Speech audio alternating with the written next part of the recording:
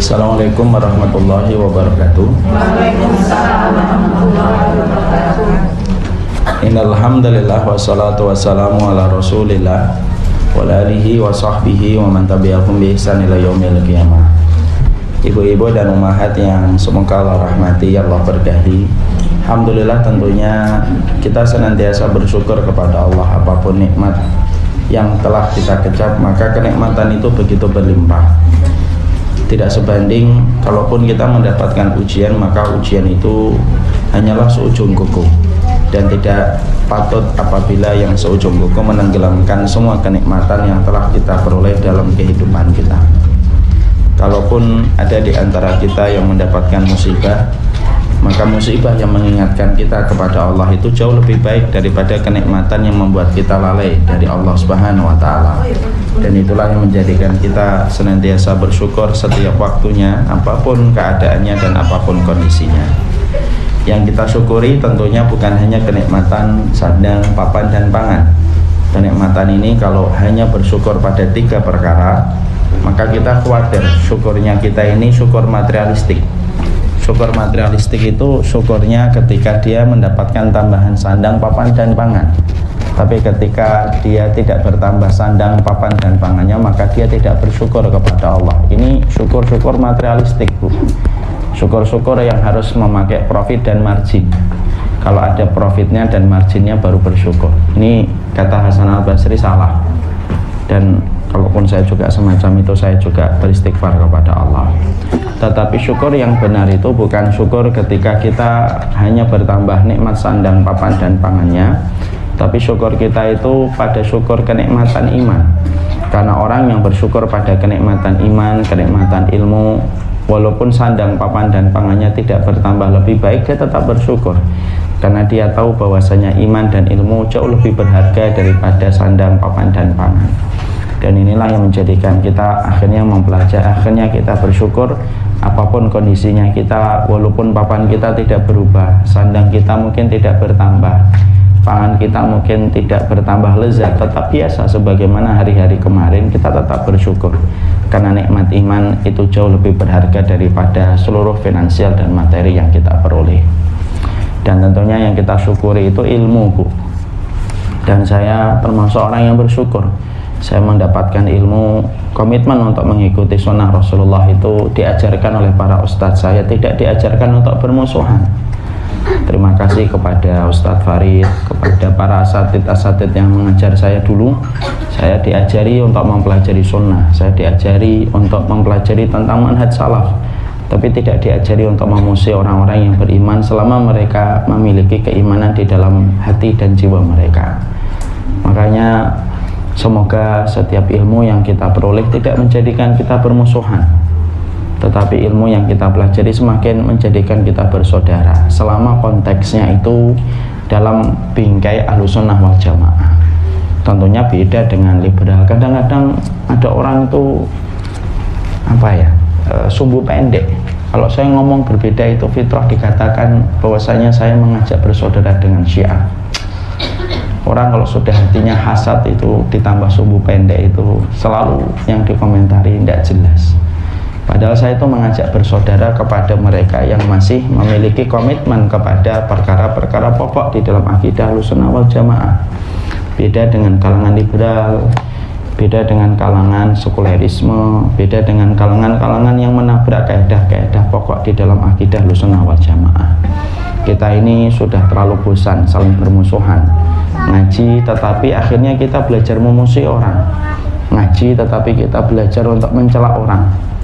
Dan kita juga harus paham, memang betul kita itu hidup harus bermanhaj. Manhaj kita itu mengikuti Nabi dan para sahabat Nabi SAW. Manhaj itu bukan ngikutin ustaz.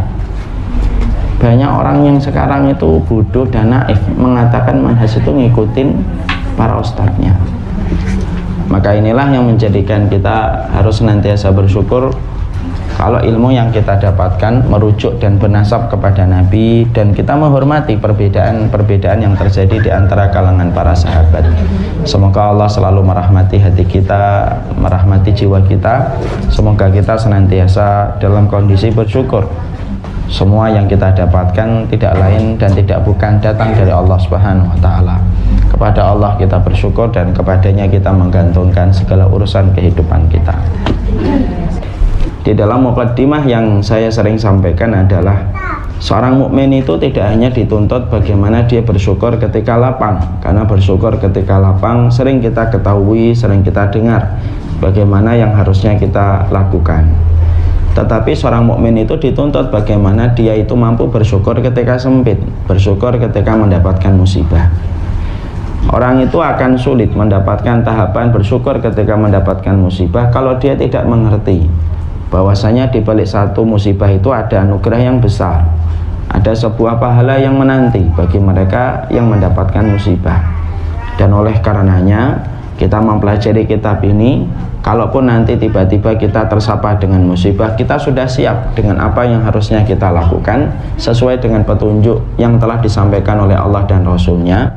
Karena kehidupan normal kita dengan kehidupan musibah itu irisannya tipis, Bu. Dan saya baru tahu itu ketika menyadari ketika sebagian dari kita kemarin kena banjir. Rabu siang itu masih normal. Rabu habis asar saya ke masjid masih normal. Rabu habis sholat asar saya pulang, orang-orang memberitahu airnya sudah masuk ke Kemang 3, Ustaz. Oh iya, insya Allah tidak masuk. Pulang ke rumah, kemudian membantu istri atau anak-anak, airnya sudah mulai di depan pintu rumah saya. Dan ternyata ketika saya keluar jalan mutar-mutar, sebagian rumah di Kemang Pratama 3 sudah kemasukan. Antara kenormalan hidup kita dengan musibah itu kadang-kadang batasannya tipis. 1 pekan lalu kita belum digegerkan dengan virus corona, tapi ternyata dari kemarin ada suspek orang yang kena virus corona sudah ada di Bandung, dan kita khawatir karena mengingat anak-anak kita dan keluarga kita. Disitulah kita paham irisan antara kenormalan hidup kita dengan musibah itu tipis. Berapa banyak istri dan suami di waktu pagi harinya mereka bercengkrama, di waktu siangnya mereka bertetesan air mata ketika salah satu pasangannya meninggal dunia. Betapa sedihnya kita. Kemarin 2 hari yang lalu saya rapat di Bintaro di salah satu masjid. Ada salah satu ustadz bercerita bagaimana ada keluarga normal, tiba-tiba bapaknya mengenakan pakaian perempuan dan berkata, inilah fitrah saya, yaitu fitrah sebagai perempuan. Itulah tipisnya batasan antara musibah dengan kehidupan normal. Kita kalau merasa bahwasanya kehidupan kita jauh dari musibah, nah ini bahaya. Akhirnya nanti kita akan depresi dan frustasi ketika menghadapi musibah tiba-tiba menghentak hadir dalam teras kehidupan kita. Makanya petunjuk ilmu itu penting. Kita harus mendengarkan nasihatnya Allah dan Rasulnya dari setiap perkara yang berkaitan tentang apa yang harusnya kita lakukan kalau musibah itu datang. Karena ilmu memberikan berkah, dan salah satu keberkahan ilmu dari Allah itu apa? Menguatkan hati kita. Kita mempelajarinya ketika lapang supaya ilmu berfungsi dan efektif ketika sempit. Salahnya kita itu, Bu, kita ini sering belajar ketika lagi aksiden, ketika ada kejadian yang sedang berlangsung baru kita belajar. Akhirnya ilmunya belum berfungsi efektif. Tapi kalau kita belajar ketika lapang, walaupun apa yang kita pelajari belum nyampe pada tahapan kehidupan kita, tapi apa yang kita pelajari di waktu lapang itu akan bekerja dan efektif di waktu sempit. Dan kita ini, maaf ya, semuanya rata-rata masyarakat Indonesia itu belajarnya dari setiap perkara dan kejadian. Ketika ada orang ngaku bisa manggil malaikat, kita baru belajar hukumnya manggil malaikat apa. Ketika banyak dukun, kita baru belajar tentang dukun. Ketika ada orang pindah kelamin dari laki-laki dan perempuan, baru kita belajar hukumnya. Belajar ketika dari insiden itu salah satu sifat bukan pencari ilmu yang sebenarnya.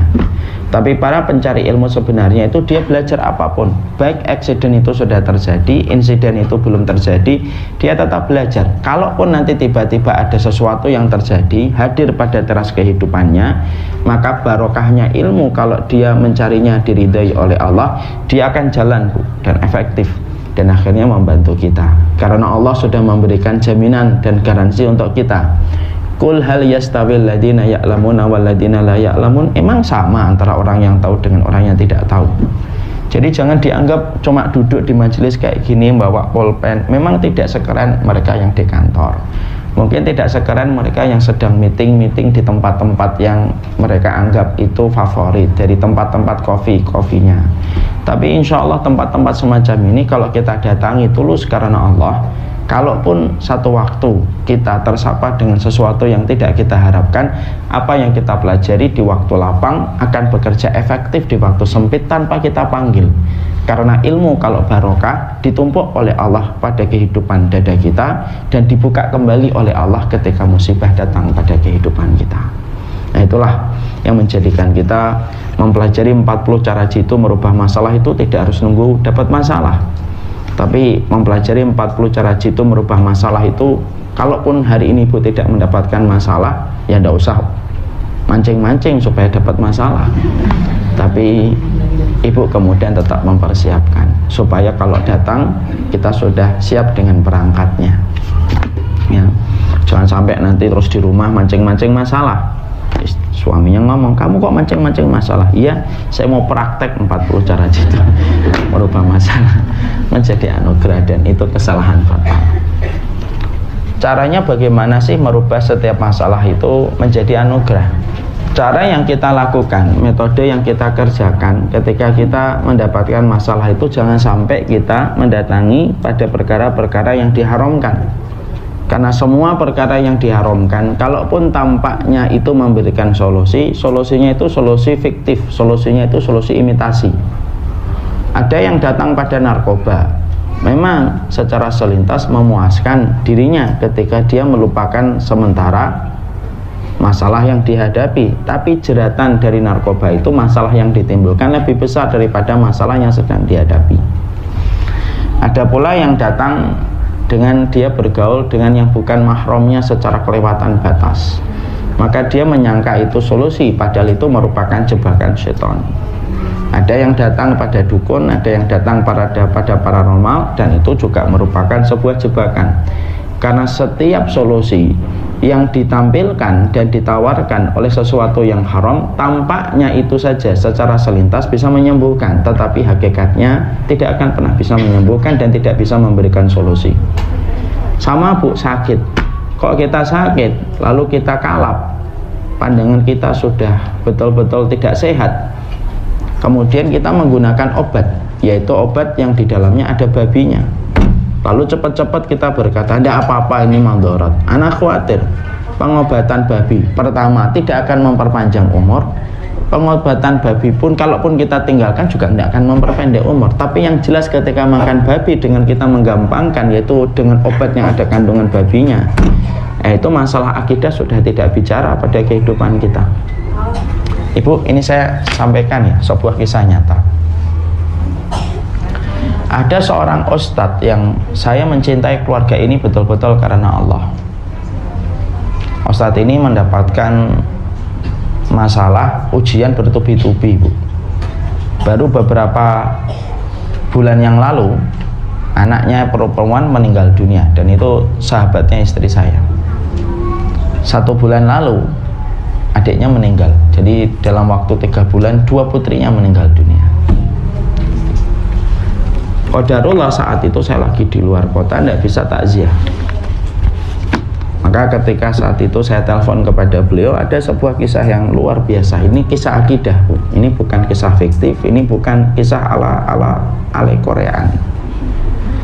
Saya telepon ustadznya, dia cerita gimana kronologisnya yang kedua ini meninggal dunia.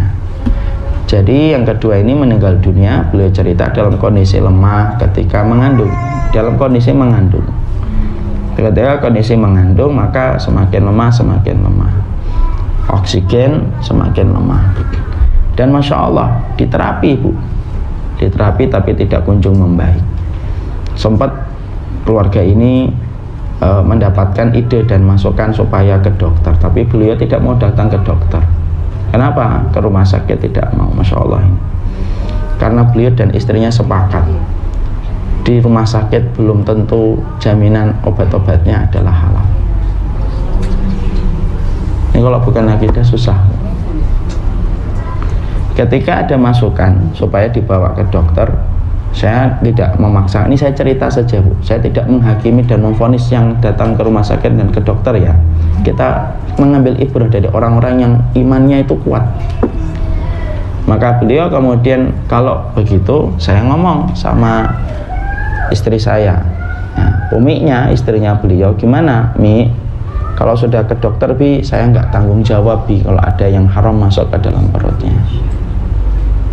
Udah, kedua pasangan ini akhirnya sepakat, khawatir ada sesuatu yang haram. Karena putrinya sudah menikah, Bu, maka kemudian dipanggil suaminya, karena yang lebih berat itu suaminya. Suaminya dipanggil. Lalu kemudian suaminya berkata, Bi, saya sudah pernah ngobrol dengan istri saya. Ini waktu beliau menikah, saya khutbah nikahnya. Saya sudah ngobrol dengan istri saya dan saya berkata, siapapun Dik nanti yang mendahului kita meninggal dunia, tidak apa-apa. Kita jaga amanah yang Allah berikan kepada kita, siapapun yang meninggal dunia. Tapi jangan sampai proses kita meninggal dunia itu bermaksiat kepada Allah. Dan ternyata istrinya pun tidak mau dibawa ke rumah sakit. Masya Allah ya, saya itu dengar itu kayak gimana ya, ya cuma meneteskan air mata. Saya aja belum sampai segitu. Dan akhirnya yang meninggal dunia. Kalau kita tidak punya iman, Bu, apa omongan kita? Coba dibawa ke rumah sakit, kan gitu. Seakan-akan rumah sakit lebih tinggi daripada Allah. Tapi orang kalau kemudian dia punya iman, dia enggak. Karena rumah sakit tidak memperpanjang umur, tidak ke rumah sakit juga tidak memperpendek umur. Memang itu ikhtiar. Tapi ikhtiar itu pun tetap di bawah takdirnya Allah. Dan keluarga ini bukan tidak berikhtiar, ikhtiarnya sama terapis yang betul-betul dia paham. Terapis itu mengerti mana konten dan bahan yang halal dan haram. Jadi terapisnya banyak, Bu, karena beliau seorang ustadz. Jadi dia punya banyak murid-murid terapis. Terapisnya datang terus ke rumahnya, ngecek terus ya. Dan dengan izin Allah meninggal dunia. Pelajaran yang kita dapatkan itu apa? Yaitu yang kita dapatkan, Bu, kita belajar dari keluarga ini itu apa?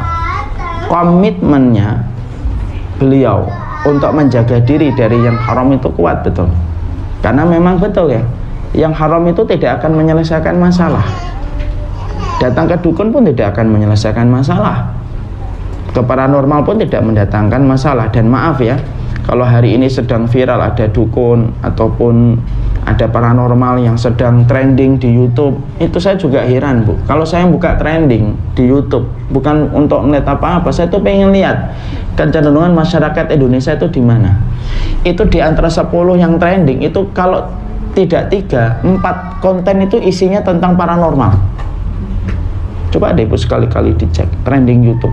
Kenapa saya dan beberapa teman-teman di tim saya itu suka ngeliatin trending YouTube? Karena kita pengen melihat nanti dakwah kita itu harus mengarah kemana gitu. Dan ternyata saya masih kaget sekali kalau ternyata paranormal, dukun itu masih menduduki pada tontonan-tontonan favorit sebagian besar masyarakat kita. Makanya inilah yang kita khawatirkan. Kalau kita belajarnya tidak betul-betul secara sistematik, akhirnya kita tidak pernah paham hukum.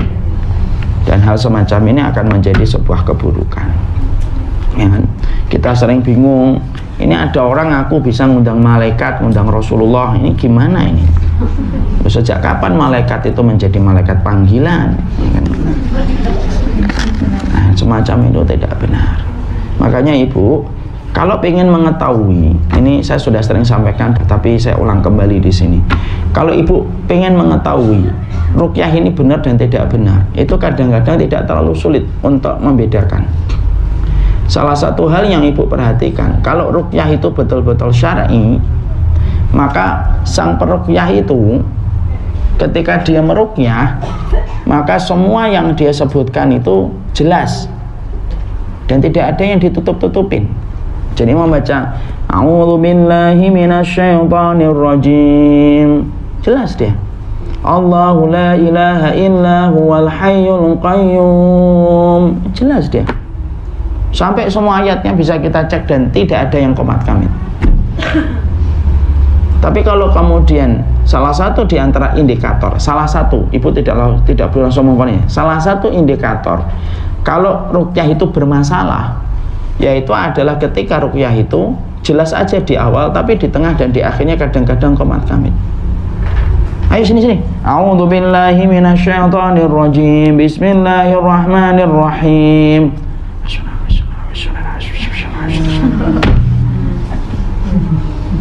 Nah, itu tidak jelas.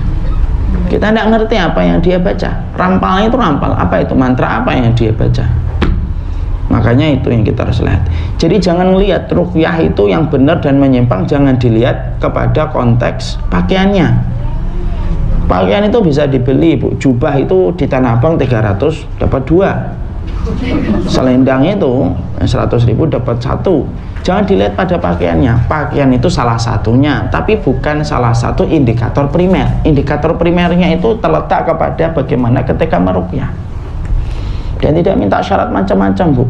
Karena kita ini Indonesia 3 tahun terakhir selalu kita ini dihangatkan dan dihebohkan dengan ruqyah-ruqyah yang selalu dalam kondisi itu tidak benar. Masih ingat kita dulu ada ruqyah yang katanya ada ulatnya di sini, ternyata cuma pasangan yang sudah dipersiapkan. Kayak gitu-gitu, Bu. Dan saya itu khawatir pengobatan itu salah satu di antara pintunya setan untuk menjerumuskan kita kepada sesuatu yang kurang benar. Ya, makanya kita harus berkewajiban untuk mengetahui ilmunya, karena kebodohan kita itu penyakit. Kebodohan kita ini penyakit, Bu. Obatnya cuma satu, adalah menggali ilmu.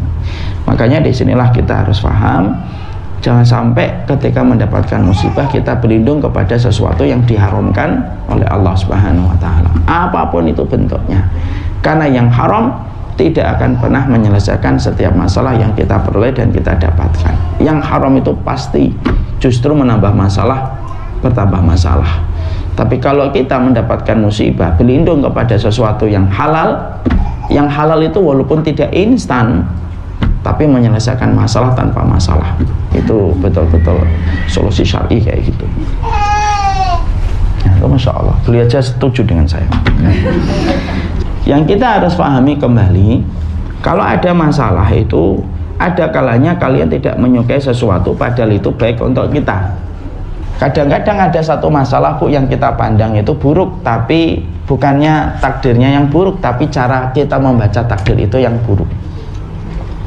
Karena apa yang kita pandang buruk belum tentu itu buruk pada apa yang terjadi kehidupan kita. Jadi kalau kita melihat satu masalah, pastikan bahwasanya cara pandang kita itu beda dengan apa yang dikonsepkan dan direncanakan oleh Allah. Sudah pernah saya sampaikan di sini sebuah analogi.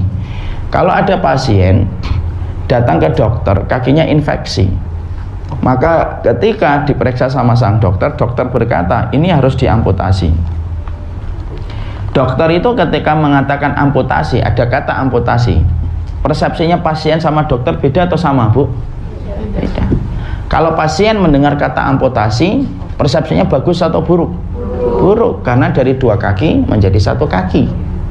Tapi ketika dokter mengatakan amputasi, persepsinya baik atau buruk? Baik, karena kalau bapak tidak diamputasi, ini infeksinya menjalar ke atas, nyentok ke jantung, sakitnya bapak nggak akan pernah mampu membayangkan itu. Kita ini tak terkecuali mungkin saya, kita ini sering sekali kalau sedang mendapatkan sapaan pada teras kehidupan kita, itu pandangan kita itu kayak pandangan pasien ketika mendengar kata amputasi. Kita langsung merasa bahwasanya itu akhir kehidupan kita. Belum tentu.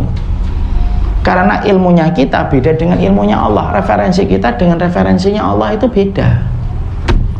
Makanya yang wajib kita harus mengerti itu apa? Menunggu hikmah dalam setiap musibah. Itu pasti ada. Kalau ada orang kok gagal terus mengambil hikmah, Imam Ibnu Qayyim berkata, orang yang gagal untuk mengambil hikmah itu biasanya itu disebabkan karena hatinya itu kotor. Karena hati itu serupa kayak cermin, kaca. Ibu lihat kaca ini, misalkan kaca itu kalau semakin bersih, semakin mudah memantulkan cahaya. Tapi kalau kacanya ini buram, kotor, dia tidak bisa menyerap cahaya dia. ternyata ada keserupaan hati dengan kaca, kata Imam Ibnu Qayyim. Kalau hati kita bersih, kita ini mudah menyerap hikmah. Apapun yang terjadi, kita lalu menyebutkan hikmahnya. Tapi kalau ternyata hati kita kotor, hati yang kotor itu tidak mampu mengambil hikmah, akhirnya apa? Marah-marah. Padahal Allah tidak mungkin memberikan sesuatu pada kehidupan kita kecuali pasti ada hikmahnya, karena Allah mensifati dirinya dengan kata Al-Hakim. Cuma maaf, menunggu hikmah itu tidak boleh terburu-buru, menunggu hikmah itu tidak boleh tergesa-gesa.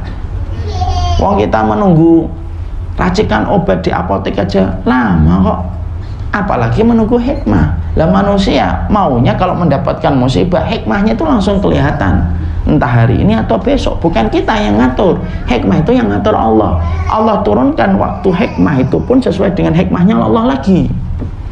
Jadi apa yang kita pandang itu belum tentu buruk, apa yang kita pandang buruk belum tentu baik di hadapan Allah, belum tentu buruk di hadapan Allah, sebaliknya juga. Makanya pernah saya sampaikan, pernah nggak kita ngeliat video ada seorang laki-laki berdiri di pinggir jalan lagi menikmati lalu lalang mobil, tiba-tiba Allah kirimkan semut mengganggu di kakinya. Dia marah-marah, dihentak-hentakkan itu kemudian kakinya untuk mengusir semut yang menyerang pada kakinya. Mundur beberapa meter dari posisi pertama, baru mundur sesaat, baru mundur, tiba-tiba ada mobil kenceng menabrak trotoar melewati posisi dia pertama kali ketika berdiri. Yang mana kalau Allah tidak mengirimkan semut pengganggu, maka dia akan terpental dan menyebabkan kecelakaan fatal. Pernah ngelihat kita ada sebuah foto di Cina, ada sebuah truk besar semacam ini, Bu. Kemudian ini jurang, tapi kepala truknya itu nggak jatuh ke jurang. Kenapa? Beban yang dia bawa berat banget, yaitu beton penyangga tol. Gara-gara beban itu, maka ini tidak turun terjun bebas ke jurang. Apa yang kita ambil pelajaran? Apa yang kita anggap beban, apa yang kita anggap pengganggu, terkadang justru yang menyelamatkan kita. Cuma manusia dikasih oleh Allah akalnya terbatas. Manusia diberikan oleh Allah syahwatnya gede. Manusia diberikan oleh Allah sifat ketergesa-gesaan, yang mana akhirnya menjadikan mereka sering menganggap apa yang buruk itu memang betul-betul buruk, dan itu salah. Sama kayak banjir. Banjir yang kemarin datang itu pasti ada hikmahnya. Tidak mungkin Allah menurunkan tanpa hikmah. Nah, saya juga tahu ini kan banjirnya besar, Bu. Banjir pun ada hikmahnya, Bu. Nah, hikmahnya apa, Ustaz? Ya kita hanya bisa meraba. Yang tahu pasti hanya Allah, Bu. Dan apa yang akan terjadi pada kehidupan kita. Nah, itu ada bapak-bapak itu. Karena saya hari pertama itu kan muter-muter saya. Hikmahnya macam-macam sebenarnya. Bisa jadi ada keluarga mau traveling, mau pergi safar, tapi kemudian dalam safar itu dia akan kecelakaan hebat di jalan tol. Tapi Allah kirimkan banjir set gitu, akhirnya tidak jadi safar, tidak jadi traveling. Akhirnya dia dihindarkan dari musibah itu. Ada yang tanya, kalau mobil keseret Ustaz, kerendam, loh bisa jadi mobil itu akan dipakai untuk maksiat oleh seseorang. Akhirnya Allah kirimkan banjir, joknya basah, akhirnya nggak jadi bermaksiat dengan mobil itu. Nah, kita kan cuma meraba. Atau bisa jadi kita kena banjir karena mungkin kita mau membuang-buang itu bingung gitu loh.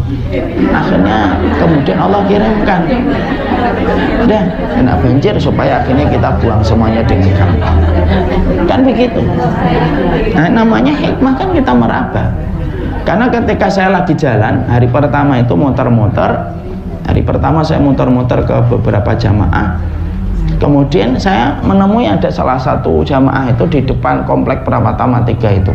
Sampahnya tinggi. Saya tanya, wah Pak, sabar ya Pak, banyak betul nih barang yang harus dibuang. Ya Ustaz, kena semua gitu.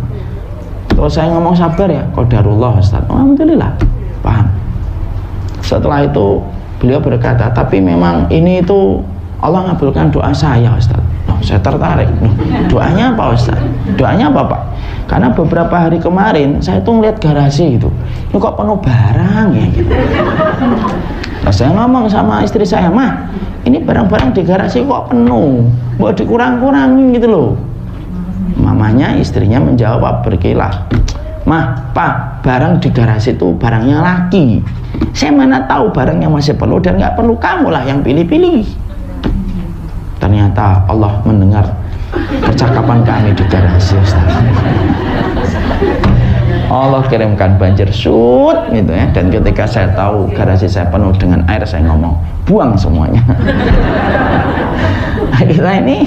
kita ini kan tidak tahu, tapi itu hikmah yang bisa kita raba itu semacam ini. Makanya beliau Abdul Malik Qasim juga pernah mendapati sebuah hikmah. Ada pemuda ditangkap atas kasus yang tidak dia lakukan. Dia dituduh melakukan kasus kriminal. Dia dijebloskan ke penjara. Ketika di penjara itu dia bingung, loh saya ini apa nggak salah kok dimasukkan ke dalam penjara. Ternyata ketika dimasukkan ke penjara di kota, kampungnya terkena musibah gempa atau musibah. Sebagian dari warga di kampung itu meninggal dan jadi korban. Dia selamat salah satunya. Kenapa? Karena dia di penjara. Kalau dia di kampung itu mungkin juga termasuk salah satu yang menjadi korban. Disitulah kita mendapati apa yang kita pandang buruk itu belum tentu buruk di hadapan Allah, tapi pastinya Allah pasti memberikan kebaikan untuk kita. Yang terpenting itu sabar, nunggu di ruang tunggu, jangan menghujat, jangan mencela Allah, jangan kemudian ngatur-ngatur Allah, jangan suka komentar Allah. Allah itu gimana sih ini, kok begini sih ya Allah? Loh, kok kita yang lebih tahu daripada Allah? Diam ketika musibah itu ilmu tingkat tinggi. Dan maaf ya Bu, orang itu akan kelihatan karakter aslinya kapan? Orang itu kelihatan karakter aslinya itu kalau musibah. Orang kalau lapang, topengnya banyak. Tapi kalau orang dapat musibah, nah itu asli karakternya itu ya begitu itu. Dan itu yang kita harus mengerti. Makanya pada hari yang kedua saya saat itu bersama dengan barisan Bangun Negeri para santri, saya tuh nemuin ada seseorang namanya Pak Irsan Bu, datang ke situ jam 11 malam. Itu kompleknya itu mati listrik, kayak kampung hantu. Wuhan kalah ya kan, Wuhan. Ini betul-betul air itu masih satu pinggul, mobil harus berhenti dulu jalan gitu. Nemuin orang lagi jalan itu, saya kira saking gelapnya Bu, pakai cuma apa itu senter handphone saya nemuin orang lagi dalam kondisi lagi ngumpulin nerima bantuan. Terus saya ketawarkan, rumahnya Pak RW mana? Sana Pak, pojok jauh. Wah, padahal banyak titik yang harus kita datangi lagi. Terus kemudian akhirnya ngobrol dengan beliau, dan saya baru tahu beliau ternyata punya anak cerebral palsy. Pas lagi banjir Bu, bisa mikir Bu gimana tegangnya. Karena kalau anak cerebral palsy banjir semakin tinggi, Villa Nusa Indah itu kan jangan tanya, walaupun cuma mata kaki tapi di lantai 2 ya kan, maka semakin tinggi gitu. Tapi akhirnya Masya Allah itu beliau itu tampak sabar, tenang, sopir taksi, cuma sopir taksi Bu, tapi tenang gitu. Akhirnya disitulah saya akhirnya mendapatkan satu quote untuk saya, karakter orang itu aslinya ketika musibah. Nah, disitulah kita harus paham. Jadi ada banyak musibah yang kita peroleh, tetapi justru menjadi kebaikan. Ini satu kisah tambahan Bu. Ada keluarga Bu, yang dulunya itu tidak berkelapangan harta. Ada anak 1 dan 2. Ketika usaha bisnisnya suami menggeliat gede, punya anak 3 dan keempat. Mendidik 2 anaknya, yang pertama dengan mendidik 2 anaknya yang terakhir beda. Ketika mendapati 2 anak yang pertama masih dalam kondisi rumahnya bedeng Bu, di kontrakan kecil-kecil gitu. Anaknya tumbuh kembang dengan keterbatasan orang tua. Anak yang kedua terakhir hidup dengan kelapangan harta keluarga karena suaminya berhasil bisnisnya. Cerita sama saya, yang pertama, yang kedua, ini yang ketiga, keempat Ustaz. Setelah dikenalin mereka pergi.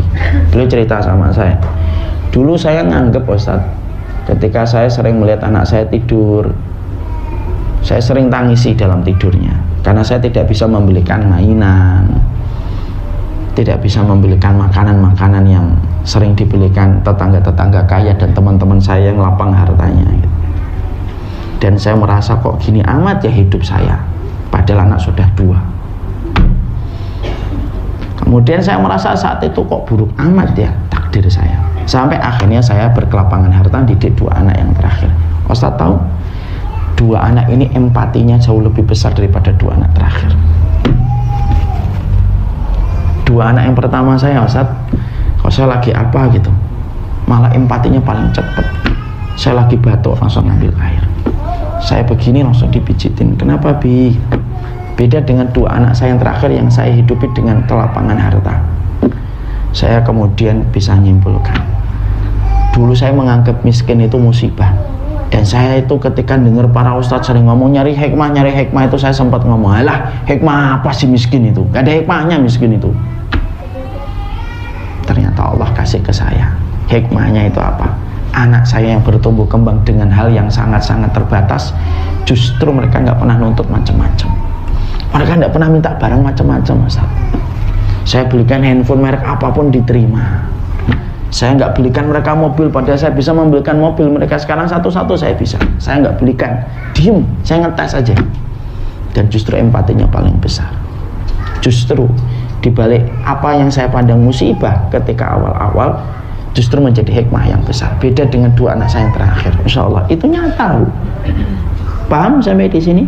Jadi apa yang kita pandang buruk itu belum tentu buruk, dan pastinya itu belum tentu buruk di hadapan Allah. Cuma kita harus sabar menunggu keputusan yang Allah berikan. Lah menunggu hikmah itu harus sabar. Makanya ada ruang tunggu. Ruang tunggu itu untuk menunggu supaya kita itu sabar. Lah masalahnya kita semuanya itu apa? Manusia itu kadang-kadang ilmu yang dia dapatkan tidak mampu mengalahkan karakter aslinya. Karakter asli itu apa? Terburu-buru, tergesa-gesa. Dan akhirnya ketika terburu-buru dan tergesa-gesa sudah mencela. Nah, kalau sudah mencela, hikmah itu menjadi lebih lambat untuk diturunkan sama Allah. Nah, itu yang kita harus mengerti. Jadi memahami bahwasanya setiap hikmah itu ada banyak kebaikan yang Allah turunkan kepada kita.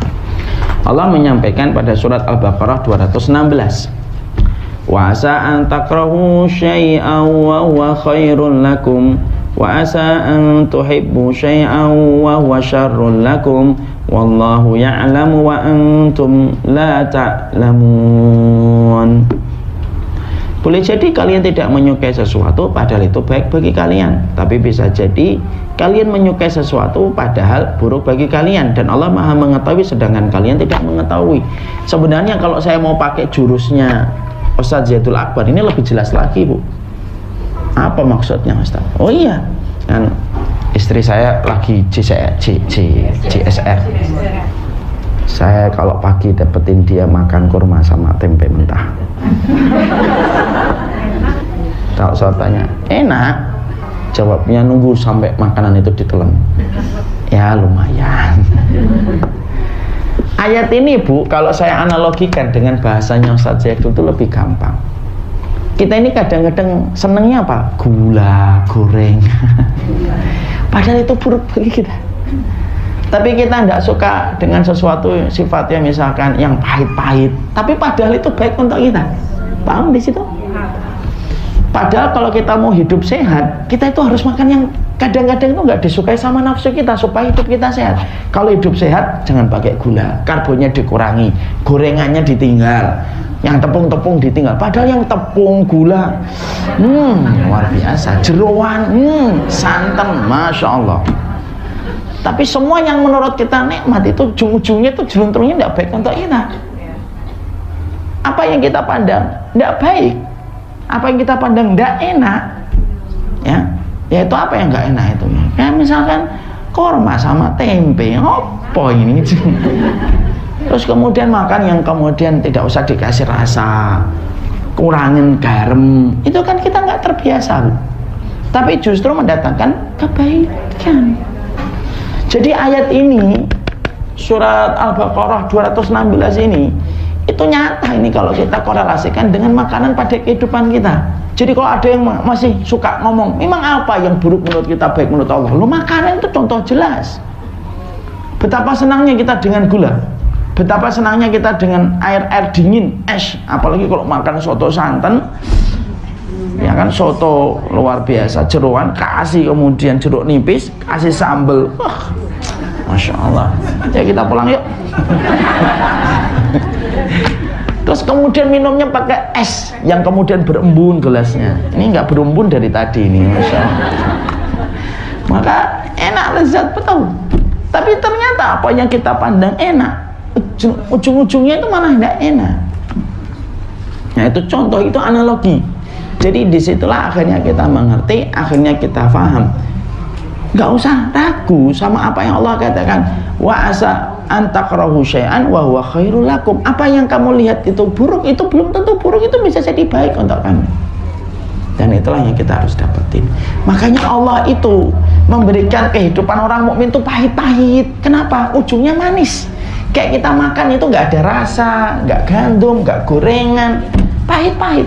Tapi ujungnya manis. Mungkin ketika waktu tua dia sehat, bisa menemani anak-anaknya sampai besar, bisa melihat cucu.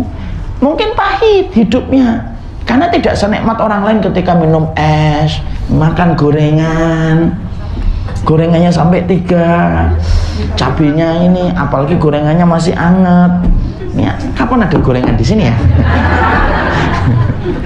Maka itu ternyata analogi paling pas. Jadi tidak usah ragu. Jadi disitulah kita juga mendapati bahwasanya apa yang buruk itu dari Allah itu bisa jadi cara Allah untuk menghindarkan keburukan. Sampai kehidupan kita tidak dimaniskan sama Allah dulu. Aku pahitkan hidupmu supaya kamu mendapatkan manisan nanti. Paham di sini? Jangan sampai nanti tidak paham ya. Nanti pulang-pulang ditanya apa tadi? Nggak tahu, Ustaz ngomongin gula, pahit. Itu analogi. Mengingat mati, kubur, hisab, sirat, dan akhirat yang mencekam.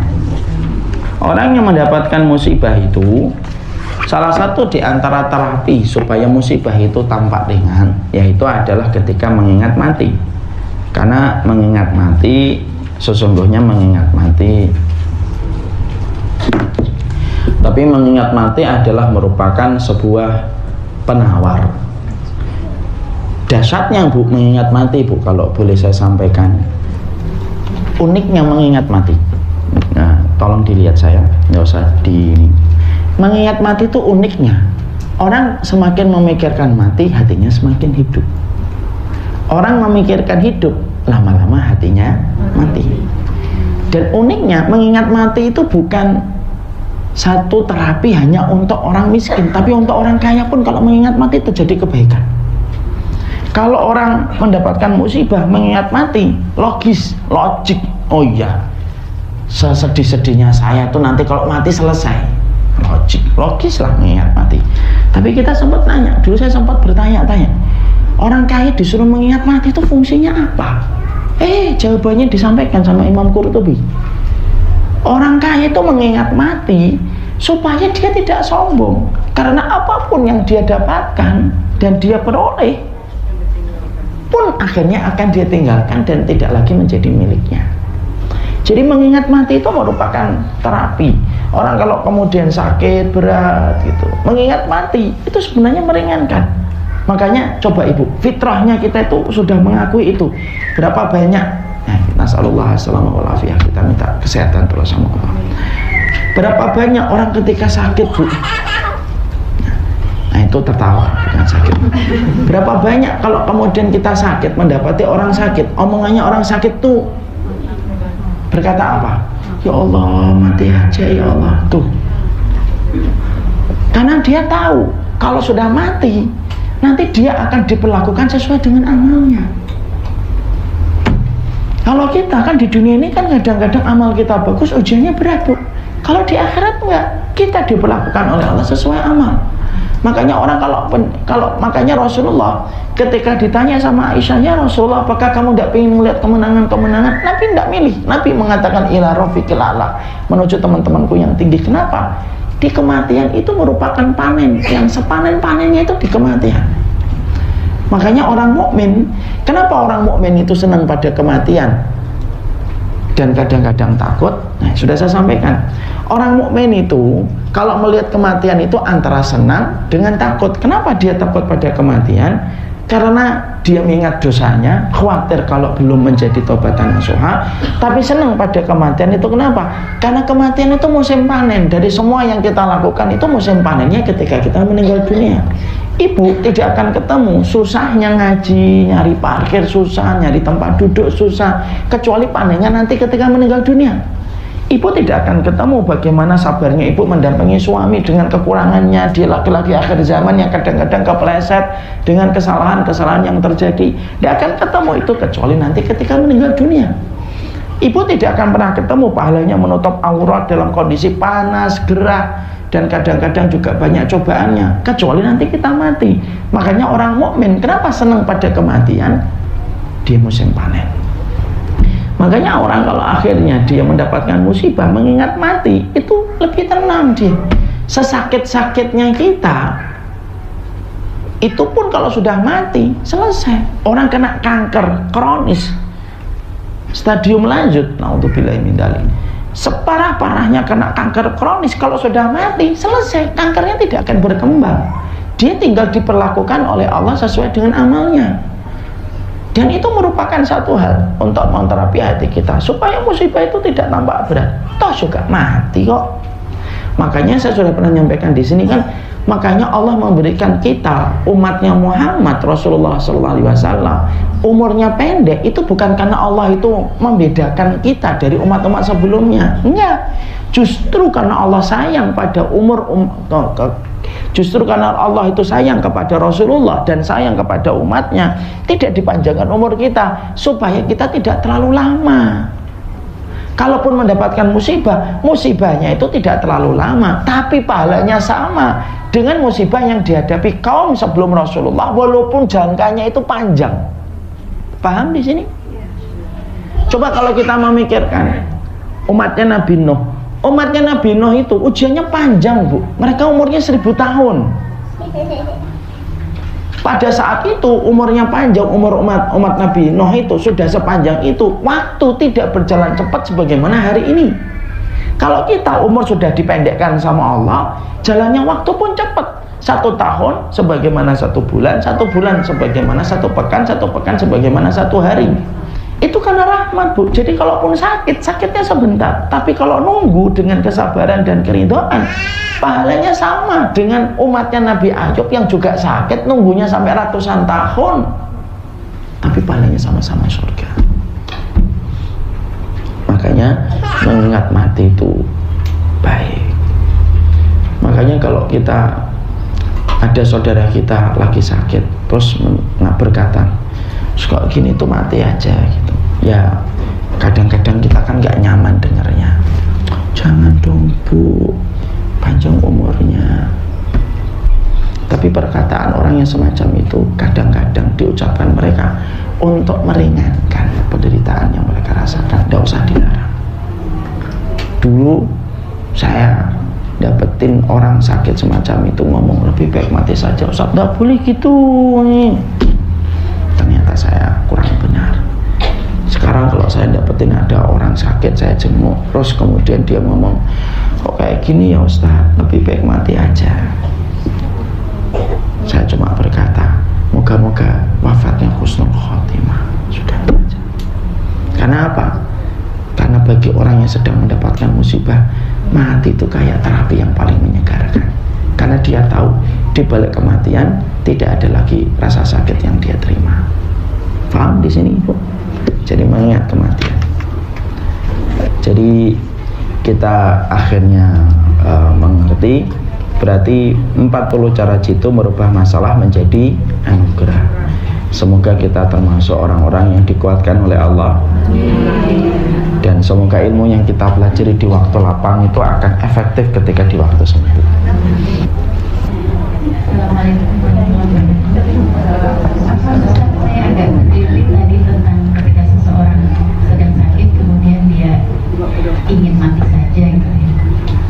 Selama ini persepsi yang kita terima adalah ucapan seperti itu merupakan ucapan putus asa gitu. Nah, gimana cara membedakannya gitu? Jangan sampai kita ketika sakit gitu mengucapkan itu batasannya tipis antara putus asa dengan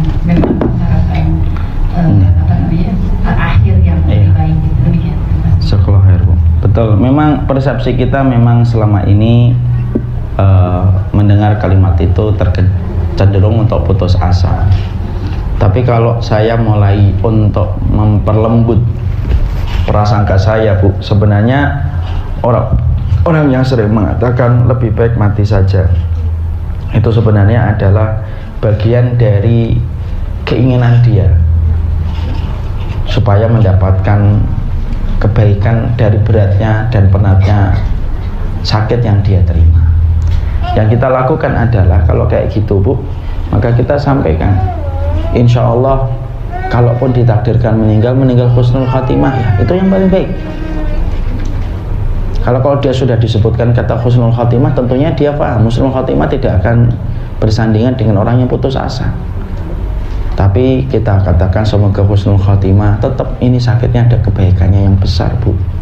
Nah, itu kalimat itu yang mengkondisikan supaya kalaupun dia mengucapkan itu dengan persepsi putus asa, maka nasihat yang kita berikan akan mengembalikan dia kepada track kembali yang benar. Paham, Ibu? Tapi memang kalau diri kita sering mengatakan minta mati itu sebenarnya boleh atau tidak boleh, kan sudah sering saya sampaikan di kajian kitab. Kalau meminta mati tanpa sebab nggak boleh. Saya pengen mati, kenapa? Bosan hidup, nggak boleh.